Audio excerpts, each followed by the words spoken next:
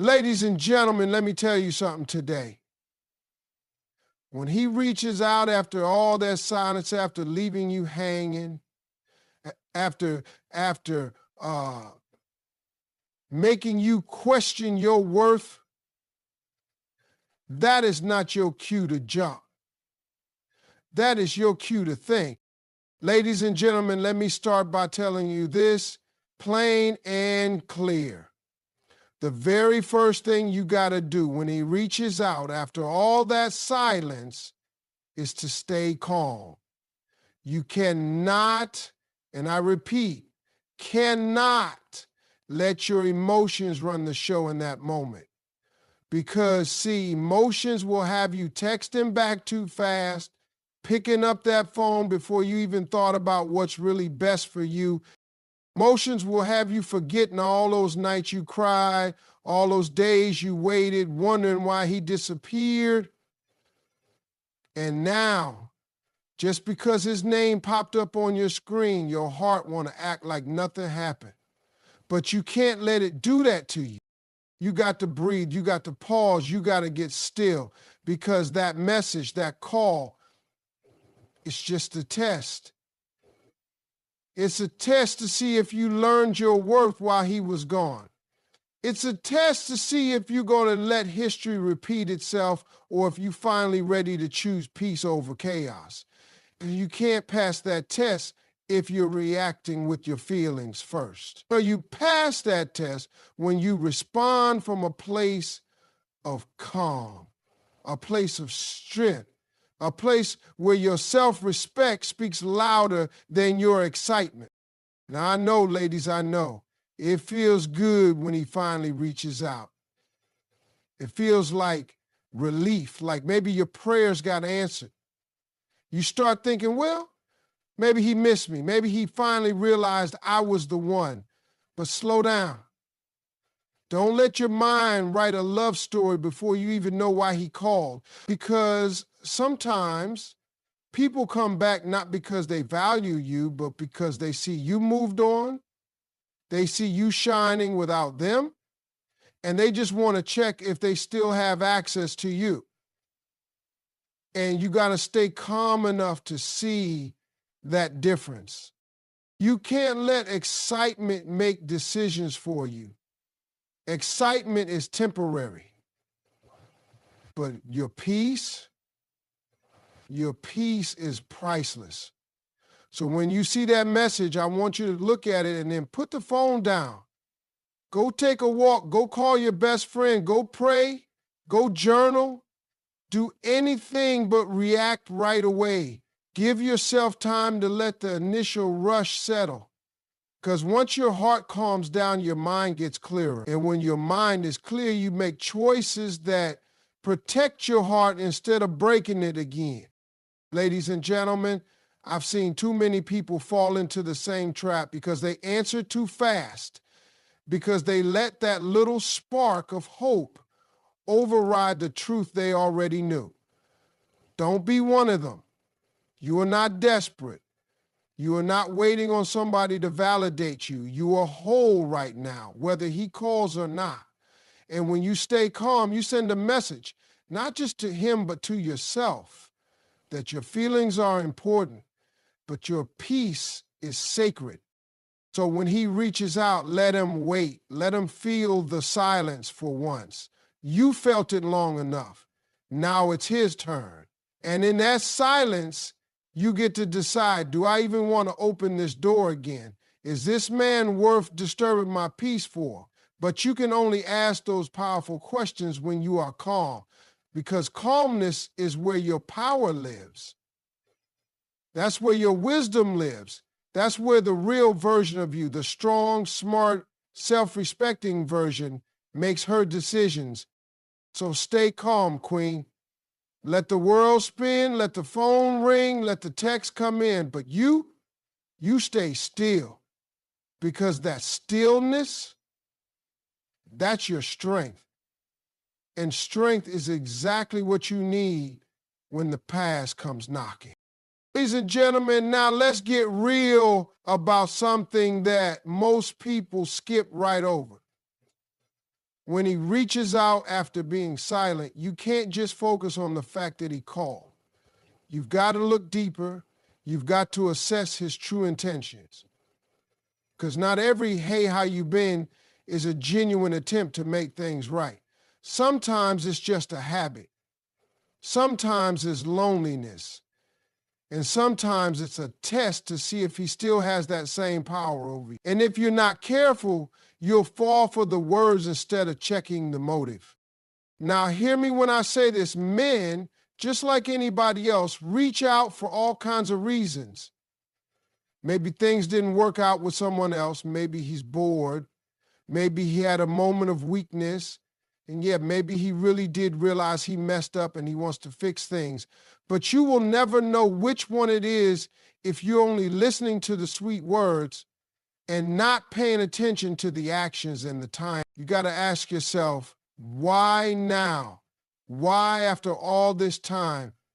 What does he really want from me? Is he looking for comfort or is he looking for commitment?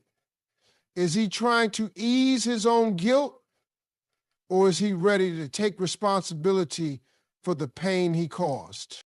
See, when you start asking these questions, you take your power back because now you're not just reacting, you're analyzing. And a queen analyzes. A queen observes. She doesn't jump at every knock on the door. She looks through the peephole first. And you, my sister, got to do the same with your heart. You got to look through the peephole of his actions. Has he shown any sign of real change, or is he just repeating the same cycle? Is he consistent, or is this just a random message that came through on a lonely night? And let me tell you, actions will always tell on a person. If his intention is real, he will show consistency. He will be patient if you take time to respond. He will make the effort to meet you where you are emotionally. But if he gets upset when you don't reply quick, or if he starts pulling back the moment you ask real questions, that's your sign. That's your sign that his intention ain't deep, it's surface level. And you deserve more than surface love. Ladies and gentlemen, it's easy to get distracted by words, especially when you've been waiting to hear from him, but don't let your ears blind your eyes. Look at the pattern. Look at the history. Look at whether his words are followed by respectful, consistent, meaningful actions. Is he ready to apologize without making excuses? Is he asking about your feelings and your needs, or is he only talking about his own? Is he focused on building trust back, or is he just trying to get back to where things left off without doing the work? This is how you assess intention. You listen with your spirit, not just your heart. You check the energy behind the words. Does it feel peaceful or does it feel rushed? Does it feel sincere or does it feel like manipulation? And don't you ever ignore those little red flags that show up early, because those red flags are whispers from your future self saying, pay attention now so you don't cry later. So the next time he pops back up after all that silence, you owe it to yourself to slow down and really assess, what is he really here for? Is it love or is it convenience? Is it growth or is it comfort? And until you have a clear answer, you have no obligation to open your heart back up. Not until his intention matches your worth, because your worth is not negotiable and it deserves real effort, not empty words. Ladies and gentlemen, let's get something straight right now. When he comes back after disappearing, the first thing that should stand tall in that moment is not your feelings, not your memories, but your self-respect and your boundaries. Because your self-respect is the guard at the gate. It's the voice that reminds you, I am worthy, whether he stays or goes. And your boundaries, that's the fence that protects your peace. Without those two things, you'll end up giving too much, too fast to someone who may not deserve that privilege anymore. I see too many people, especially when they've been waiting for someone to reach out, forget all about their standards the moment that call comes in. The door that was locked tight suddenly swings wide open, no questions asked. And that, ladies and gentlemen, is how you end up in the same cycle of pain again. Because people will only treat you as well as you require them to. If you make it easy for someone to come and go as they please, they'll keep doing just that. But when you stand firm on your self-respect, when you let your boundaries speak louder than your loneliness, that's when the game changes. Self-respect means you don't let someone's return make you forget their absence. It means you don't let sweet words today make you forget the silence from yesterday. It's knowing that you are not desperate for anyone's love. You desire love, yes, but you are not so hungry for attention that you will accept crumbs. Self-respect is walking in the truth that you are enough right now without anyone else's validation. And boundaries are not about punishing people. They're about protecting yourself.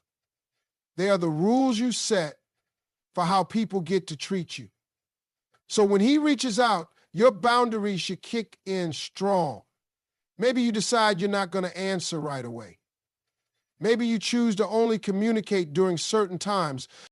Maybe you decide that before any real conversation happens, you need to hear a real apology, not just casual small talk, and you stick to that. Because every time you bend your boundaries just to keep someone around, a little piece of your self-worth gets chipped away. And I don't want that for you. You deserve to feel whole, not hollow. Now, let me tell you something. A person who truly cares about you will respect your boundaries. If he gets upset because you're not rushing back into his arms, that's your sign right there that he's not serious. Real love honors your need for space, your need for time, your need for clarity. It doesn't pressure you, it doesn't guilt you, and it doesn't make you feel like you're doing something wrong by protecting your peace. Ladies and gentlemen, you have every right to require more than just a random text. You have every right to say, if you want access to me again, you have to come correct. You have to show consistency. You have to rebuild what was broken. That's not being difficult. That's knowing your worth. And if someone truly wants you in their life, they will rise to meet those standards. If they can't, then let them go. Because lowering your standards to keep someone is the fastest way to lose yourself. So when that message pops up and your heart starts racing, pause and remember, your self-respect is not for sale. Your peace is not a bargain. And your boundaries are there to keep your heart safe, not to keep love out. So hold your head high, stand firm, and let the world and anyone from your past know that access to you is earned, not given away for free. Ladies and gentlemen, let me tell you one of the most powerful moves you can make when he finally reaches out after all that silence. Take your time before you respond. Don't rush. Don't let the excitement, the surprise, or even the anger push you into reacting right away. Because the truth is, your first impulse is usually your feelings talking, not your wisdom. And in moments like this, you don't want to move with emotion. You want to move with intention. See, when you rush to reply, you're giving away your power. You're letting him know that no matter how long he disappears, he can come back and get your attention in an instant. And that right there sets the tone for how the whole interaction will go. If he learns that you'll drop everything just because he texted, then he doesn't have to put in real effort. He knows he still has easy access to you. But when you take your time, when you create space before you respond, you shift the energy. You show that your life doesn't stop just because he decided to pop back up. And that's a powerful message to send without saying a word. Taking time gives you the chance to check in with yourself first. Ask yourself, how do I really feel about hearing from him? Am I ready to have this conversation? Or do I need more time to process? What do I want out of this exchange, and what am I not willing to tolerate? You can't answer those questions clearly if you're rushing. You need that pause, that quiet moment to let your mind and your heart catch up with each other. Because sometimes the first thing you want to do is send a long message full of feelings, but later when you've calmed down, you realize you'd rather keep it short, firm, and focused. And that difference only shows up when you give yourself time. Ladies and gentlemen, don't underestimate the power of silence. Just because he broke his silence doesn't mean you have to break yours right away. Your silence can speak volumes. It can show that you're not sitting by the phone waiting. It can make him reflect on how his absence affected you. And most importantly, it gives you the upper hand to decide when and how you want to engage, if at all. Now, I know it's tempting. I know that little voice inside wants to believe that maybe this time will be different, that maybe this is the moment you've been waiting for. And that's exactly why you have to pause. Because hope is beautiful, but hope without wisdom can lead you right back into heartbreak. Taking time to respond protects you from acting on temporary feelings and helps you make decisions that honor your long-term peace. Let me tell you something else. If his intentions are real, if his feelings are genuine, he will still be there when you're ready to reply. A man who truly wants to make things right won't vanish just because you didn't text back in 5 minutes. In fact, your patience will filter out the ones who are only there for convenience. If he gets frustrated or starts playing games because you took your time, that tells you everything you need to know about his maturity and sincerity. But if he respects your pace, if he stays consistent without pressuring you, that's a sign he might actually be serious this time. So ladies and gentlemen, take your time like your peace depends on it, because it does. Respond when you feel ready, when your mind is clear and your emotions are calm. Let your timing show that you're not desperate, you're deliberate, because the one who values you will wait, but the one who only wanted quick attention will fade. And trust me, you want to respond to the one who's still standing when your silence ends, not the one who only knocked once and ran away. Ladies and gentlemen, when he finally reaches out after that long silence, you have every right to be cautious. Because here's the truth. Not every conversation deserves your time, and not every message should get your energy. This is the moment where you have to make sure that any conversation you choose to have with him aligns with your standards. And when I say standards, I'm not talking about a wish list of nice things. I'm talking about the non-negotiables you set for how people are allowed to treat you, speak to you, and enter your life. See, it's easy to get caught up in the excitement of hearing from someone you once cared about. It's easy to let that first sweet message make you forget everything you promised yourself during the silence. But your standards are there to protect you from slipping back into situations that don't serve you. They're like a mirror you hold up to every interaction, asking, does this reflect what I deserve? And if the answer is no, you owe it to yourself to step back. So when he reaches out, listen carefully, not just to his words, but to the deeper meaning behind them. Is he offering real accountability for his past behavior, or is he just trying to slide back into your life like nothing happened? Is he showing that he respects your feelings and your boundaries, or is he testing to see how much he can get away with? Is he communicating with consistency and clarity, or is it still that same pattern of mixed signals and confusion? So when that message pops up and those old feelings start knocking on your heart, take a deep breath. Feel the feelings, but don't feed them. Remind yourself of who you've become during the silence, of the peace you've built, of the standards you've set. And from that grounded, centered place, make your next move. Because the real flex is not just getting him to reach out. It's showing that you are no longer controlled by the emotions that used to run your life. That's emotional maturity. And that's where your true power lies.